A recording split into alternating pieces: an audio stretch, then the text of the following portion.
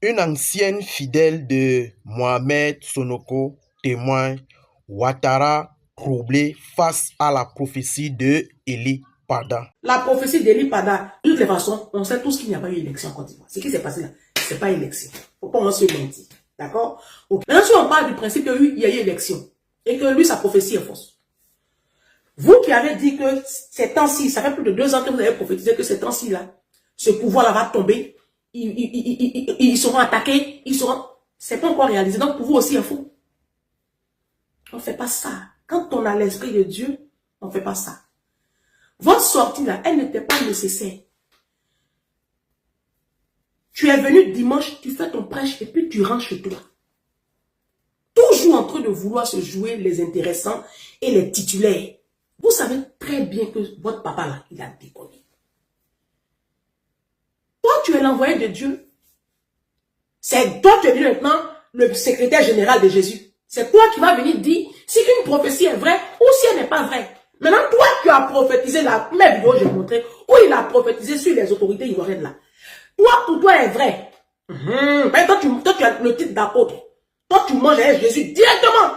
C'est à vous que Dieu parle tous les jours. Maintenant, les petits pasteurs, parce qu'on peut le dire comme ça, ils ne sont pas très connus, ils ont des petites assemblées. C'est vous, comme vous avez de grosses églises là, c'est vous là qui êtes crédible quoi. Les Ivoiriens souffrent. Hein? Les Ivoiriens, vous êtes dans votre zone de confort, dans votre grosse maison, vos enfants, votre fille est ici en Europe, elle est dans une grande école d'ingénieurs. J'ai pas envie de dire même la ville où elle est. Vous êtes dans votre confort, votre zone de confort, vous êtes tout puissant, intouchable là. Vous ne voyez même plus la souffrance des Ivoiriens. Votre femme, l'année dernière, à la veille des fêtes, là, elle allait organiser une fête. Vous voyez, le gâteau qui arrive, elle s'est changée 10 fois. Elle porte les Louis Vuitton, elle porte les sacs à 15 000 euros. Ça veut dire que vous êtes tellement arrivé, vous ne voyez plus la souffrance des gens. C'est toi qui vas venir t'asseoir là pour dire, Eli Pada, c'est un faux prophète qui prophétise selon ses émotions. C'est ton problème, tu es le porte-parole de Jésus. À une semaine des élections, on ne sait même pas d'où c'est sorti. Vous avez eu le stade, Félix Houphouët-Boigny, parce qu'il n'y a que vous seul qui pouvez avoir stade. Parce que le stade Félix Houphouët-Boigny, là, vous savez combien ça coûte? Allez vous renseigner combien ça coûte beaucoup cher. Donc il n'y a que vous, et vous n'avez même pas payé un centime. Vase d'honneur n'a pas sorti. Je mets quiconque au défi ici. Vase d'honneur n'a pas sorti un seul centime pour avoir le stade. C'est l'État de Côte d'Ivoire qui vous a remis le stade pour prophétiser la paix. Parce que vous avez été envoyé par le pouvoir pour dire calmer le jeu. Et le pouvoir sait à quel point vous avez une certaine puissance. Parce qu'aujourd'hui même là, je disais dans les commentaires, il y a un qui a dit, Pasteur Mohamed Sonoko n'a qu'à prendre sifflet pour dire, paix, on est dans la rue pour le soutenir.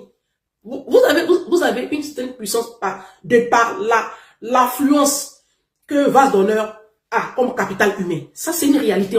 Elle n'est pas à discuter. D'accord? J'ai interpellé le pasteur Mohamed Sonoko là-dessus. Quand on a commencé à aller vers les élections, j'ai vu sa posture. Et je l'ai interpellé sur sa posture pour dire non. Un homme de Dieu, de votre temps, doit avoir une position claire. On ne vous demande pas de prophétiser. Moi, une prophétie, même là, je ne suis pas dedans. Pasteur Mohamed Sonoko, vous avez fait cette prophétie. Donc, comme jusqu'à présent, on ne l'a pas encore vu, est-ce que la prophétie est fausse pour autant? Quand vous êtes en train de faire la prophétie, là, vous parliez de vous-même, ou même vous parlez selon vos émotions, ou vous parlez de la part de Dieu. Parce que jusqu'à présent, ça fait plus de 2 ans la prophétie, on ne l'a pas encore vu. L'État de Côte d'Ivoire lui fait des faveurs. Les stades qu'il a, comme ça, dès qu'il demande, ses croisades sont financées. Ce que je vous dis là, moi je suis de Vase d'honneur. Hein. Je ne le suis plus aujourd'hui, pour des raisons personnelles, mais j'ai été à Vase d'honneur 2020, 2021, 2022, 2023, 2024. Il y a des personnes à Vase d'honneur qui m'envoient des informations. Je suis pas en train de raconter des conneries. C'est pour ça que j'ai dit au début de la vidéo qu'il était puissant. Parce que la puissance, c'est ça. Quelqu'un rentre quelque part, toi tu peux pas rentrer. Ça veut dire que la personne est puissante. C'est pas, ne voyez pas ça autrement. La première partie où il parlait, c'était le dimanche dernier. Il n'a pas dit clairement le nom du prophète Eli Pada, que moi-même je ne connais même pas. Le prophète Eli Pada, là, je ne le connais pas. J'ai vu ces images 1 ou 2 fois, mais sans plus. Parce que je vous ai déjà dit, moi, les prophéties, je ne suis pas dedans. D'accord? S'il y a quelque chose que je n'aime pas depuis que j'ai donné ma vie à Jésus, c'est le mot prophétie. Ils ne sont pas là pour le salut des âmes. Hein. Non. Ils sont là pour l'argent.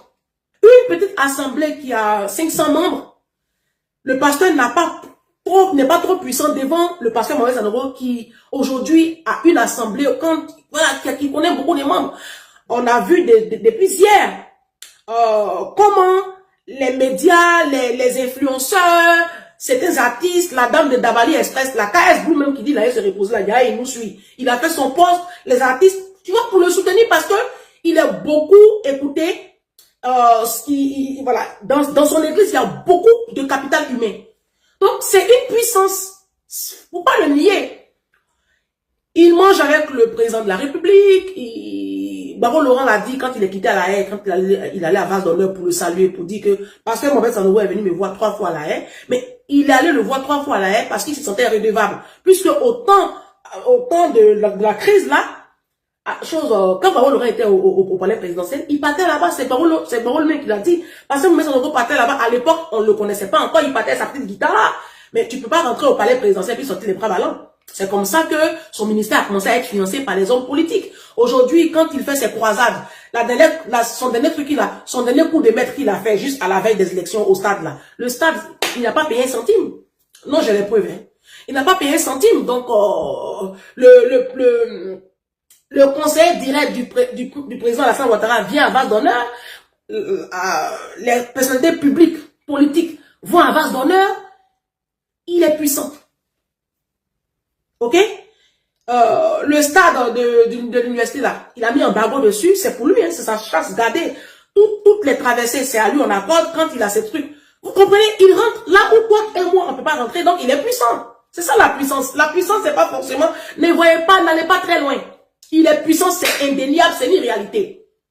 Et cette puissance-là, comment est-ce qu'il a eu ça? Il a eu ça de par ses membres.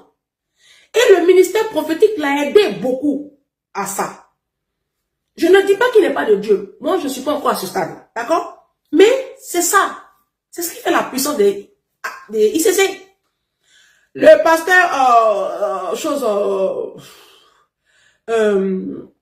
les pasteurs anglophones, le pasteur Maslow, ce sont les membres qui donnent la puissance. Parce que l'argent rentre. L'argent rentre. D'accord? Donc, le ministère prophétique est un ministère beaucoup convoité. Aujourd'hui, tu vois Wilfried Zawi. Quand je t'ai dit son vrai nom ici, il a enlevé révérence sur son nom. Après, il a enlevé par pasteur. 2 jours là, les abonnés m'ont envoyé capture pour dire, ah, Ange. Quand il fait ses postes là, il signe en bas prophète. Vous allez entendre Wilfried Zawi 2 jours là. Il va changer, sur son Facebook, il va changer le nom qu'il a mis, il va mettre prophète. Parce que le ministère prophétique appelle le monde. Les Africains aiment ça. Les Africains ont tellement duré dans les maraboutages, dans le monde, que l'Africain aime qu'on lui prédise son avenir. Il se retrouve, c'est plus facile de convertir un musulman qui avait l'habitude du maraboutage. C'est plus facile de le convertir quand tu es prophète. Parce que là, il se retrouve un peu, tu vas lui dire sa vie, tu vas lui dire, voilà. Donc, le ministère prophétique est très convoité. Et la plupart des grandes assemblées, ils mettent en avant prophète. Voilà. Ça, c'était l'introduction. Donc, on assiste le dimanche dernier. Déjà, moi, j'ai interpellé le pasteur Mohamed Sanogo ici. Je l'ai interpellé sur sa position. Parce qu'il n'était pas vrai. Mais en même temps, j'ai été la première à dire qu'il a été corrompu. Ce qui est vrai. Vous savez, la corruption, là, c'est quoi? C'est les cadeaux. C'est l'argent. Quand tu reçois de l'argent d'un pouvoir, quand tu reçois des enveloppes, quand tu reçois des faveurs, d'un pouvoir, même si ce pouvoir-là n'est pas juste, tu ne peux plus le critiquer. Les cadeaux, ça corrompt. Quand un mari trompe sa femme, tout de suite, il court, il va lui acheter des cadeaux. Et puis, ça calme. C'est comme ça. Quand Jacob, avec la complicité de sa mère, a trahi Ésaü, son frère jumeau, Jacob a dû fuir parce que son frère jumeau était en colère puisqu'il a pris le droit d'aînesse, mais pas duplicité, parce qu'il a trafiqué. Mais quand il voulait revenir dans sa patrie, qu'est-ce qu'il a fait? Il a envoyé ses serviteurs avec beaucoup de cadeaux. le dévancer pour donner ça à son frère jumeau. Et quand son frère jumeau, Ésaü, a vu les cadeaux, ça a glacé son cœur, il a laissé tomber. Donc, les cadeaux qui sont là, ça corrompt. Et nos hommes de Dieu, ils sont tellement avides d'argent. Ils aiment l'argent. Vous savez, moi, je l'ai compris depuis cette année 2025. J'ai beaucoup prié pour que le Seigneur me révèle un peu la nature réelle de nos hommes de Dieu. Ils ne sont pas là pour le salut des âmes. Parce que c'est une arnaque. Quand vous dites que nos pasteurs sont là pour le salut des âmes, il n'y a pas un homme de Dieu noir, qui est là parce qu'il est soucieux que vos âmes partent au paradis. C'est pas leur souci. Parce que si c'était leur souci, ils allaient vous parler de vos péchés tous les dimanches. Ils allaient s'arranger. J'ai parlé des féminicides ici, en cascade. J'étais étonné que les pasteurs n'en parlent pas. Pasteur Christian, il en a parlé, lui, il en parle tout le temps. Et j'ai interpellé le pasteur Mohamed Sanogo. J'ai dit, mais, maman, tu fais tes prêches là. Les femmes ont tué là. Tu n'en parles pas aussi? Parce que les tueurs des femmes là, ils sont assis à vase d'honneur. Hein. Vous comprenez? Bon, il n'a pas le courage de parler de ça parce que s'il parle de ça, ça va contredire un peu son prêche de soumission. Parce que c'est la conséquence de vos prêches de soumission là. Être sous l'homme, sous. Donc les femmes sont sous. Elles vont mourir sous les coups de leur conjoint. Donc c'est une conséquence directe de ces prêches de soumission. Donc il ne pouvait pas en parler.